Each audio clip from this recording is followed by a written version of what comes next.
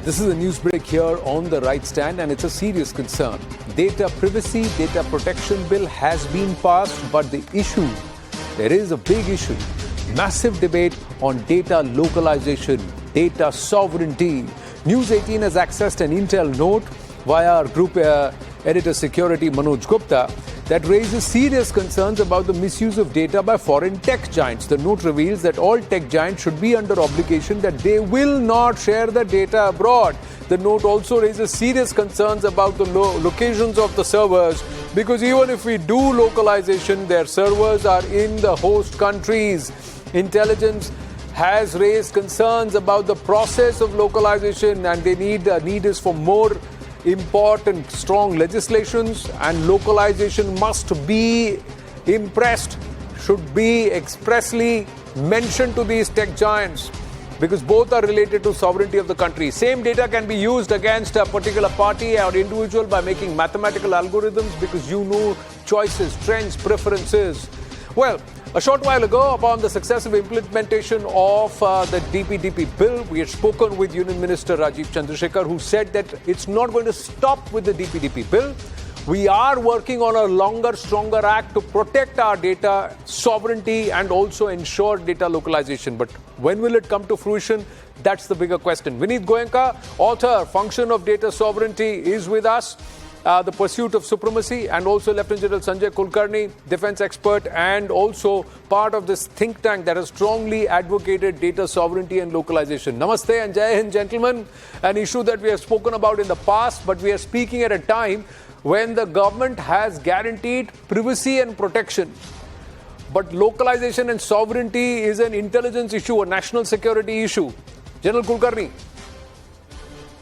Definitely, Anand. I would see it that data sovereignty, data localization, they even call data residencies, are all related concepts. They have a little bit of different meanings, but it is very, very essential that we must have it within the borders of a particular country, primarily to be able to handle sensitive information, because today the digital warfare, cyber attacks are increasing. It is not a question of surveillance of citizens, which many people, and especially some lawmakers, seem to think, even some of the right groups, surveillance of citizens. It isn't about surveillance of citizens. Today, it's absolutely essential. Data sovereignty will lead you to supremacy. We really need to. Anand, I agree with you. The need is to be Atma-Nirbhar on servers. The servers, if they are not within the country, then there are times, you know how what China does to its servers. It may or may not, but it is essential, and therefore it is very, very important for all of us to be very careful. Data sovereignty, data localization within our borders, for which access has to be ours,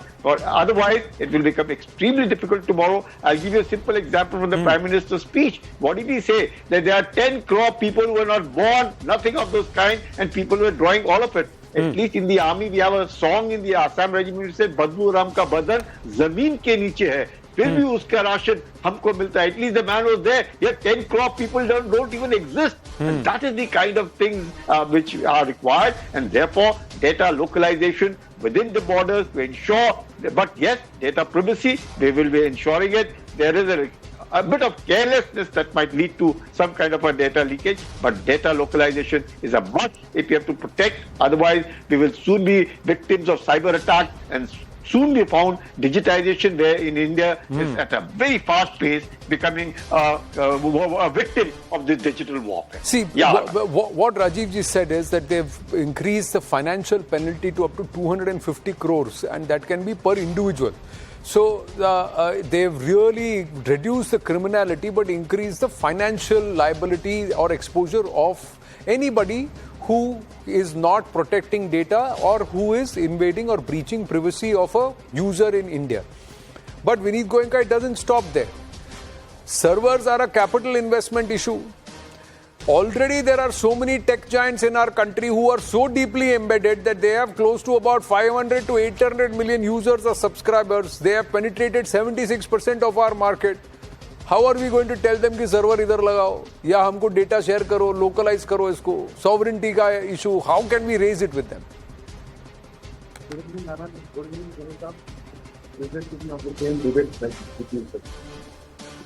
question of data sovereignty was changed in the book. When I said that all the and I was a president in the party. The biggest it's a simple case of data privacy where you are on my data. You can see by somebody else who is not intended to do that, or it is not kinetic warfare, but it is strategically used as a weapon against our country. It is simple. But I congratulate the central government establishment for actively moving one step ahead. Where we did not have any law, we were not sure what is happening. Now there is something called an exemption. Exemption will allow data to move. See, there is no permanent trend which is in defined. It specifically says government can restrict the transfer of personal data to certain countries. Now I think this is a reasonable move which is going to go ahead as well. Yes, we should move forward.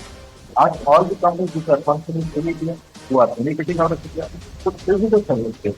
To get the benefit of the labor arbitrage which we have, the cost arbitrage which we have. It will also help them. It will help them to improve their bottom line, the spend time, even the future. I think the second step, which is very important, is to actually to get out more attention to this thing. That is going to help us out to this goal. Also has power to direct revenue inquire and also to improve planning people. And people are not there with it. And the critical code, they are not specific to understand this better. If the due respect to all these data and the delivery, it may not be understanding this important to data movement. Because you need somebody understanding this is providing for the data. And you would agree on it. There is no law, there is a law, but yes, as there is something everybody else who has read this and you are different. So, in that actually everybody working authorities where we have further control, everything is working for them. Right. General Kulkarni? See, what happens, Anand, what Mr. Goenka, because he was part of the entire concept of it, of that data sovereignty, I would say that, everybody, I've had the people from the Satark Nagrik Sangathan saying they want no restrictions. In India, democracy, everybody wants freedom. But that freedom, they must come with certain amount of duties also. They want freedom, they want all the rights, but no duties. They have nothing to, as a result of which we'll find the enemy exploiting everything that is going on. And you can well imagine what would happen if even for a certain, say 5 minutes the power is off. Or for instance, anybody, I will give you a simple example. If the enemy over the last, say, 10 years, through artificial intelligence finds out that between 3:55 a.m. in the morning and 4:10, there is some gap available where you can infiltrate. Enemy will infiltrate without you getting to know what is happening. Because all of it is through data, all of it is through artificial intelligence, and all of it is telling them on a platter within 30 seconds that please, this is the place, this is the time, which they can physically also verify and do it.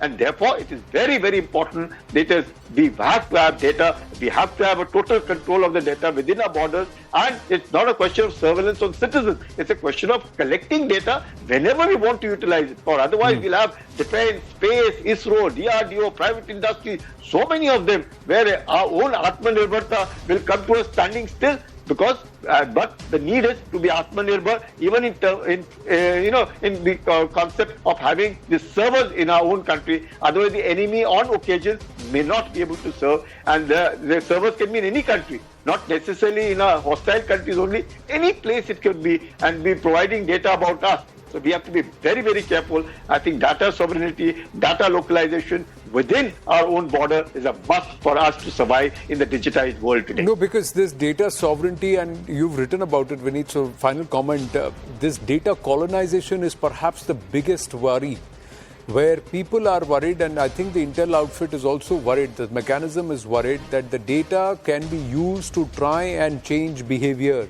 change line of thinking, what should be fed to a certain audience, because जो गया data वो तो गया ना, अभी तो पिछले the DPDP bill has only come now, it's not with retrospective effect, so they already are sitting on a huge amount, and what they can do with that to try and influence people, influence millions of people in our country, not just in urban areas, largely in rural areas, semi-urban areas, because that's where the data penetration is happening, and that's where this is open fleecing which is happening. Also, government websites, all government schemes are huge repositories of data. Is all that data in India, or that is also being stored elsewhere? Because that a lot of the back end is also being outsourced. So, Anand, if you read the book, in the first 15 pages itself, we have defined the way the warfare will be done. The Right. days of kinetic war is over. Data will be weaponized. It will be used as a weapon against you, against your country, everybody. And unfortunately, the past data which has already been given to them, which has been taken by them, can be used against us. I'll give you one simple example. What was the interest of those people who hacked AIMS data? Understanding of the medical records and understanding of the practices which are going in the best health institute of this country, so that they can push their molecules, their compounds in this country. Right. The way we have hampered our Bangalore operation, probably that was to punish us or to tell us that if you try to aggravate the situations on the border, we will try to engage you in something which is not known to you. Right. So this kind of warfare will be there, and I'm sure our forces are prepared, experts are prepared, the other agencies are well prepared. But at the same time, I would just like to remind everybody that we have moved ahead. There was nothing to that position where at least we have act now, and also rules will be there. Yes, I would like to request everybody to be careful. There is something called as security, even if there is everything on the net. Do not put your data unknowingly and freely. Well, at least we have put out the concern. This data about data localization and this data about concern being raised about data sovereignty is out there in bits, bytes and sound bites. Let's hope that's consumed and there is a certain realization, and they move towards creating an act which also is robust enough that protects Bharat from being colonized with data. Thank you very much, gentlemen. Thank you. Thank you. Short break. And we're back with a very, very interesting conversation with the Indo-Israel cast, Nusrat Bharucha and also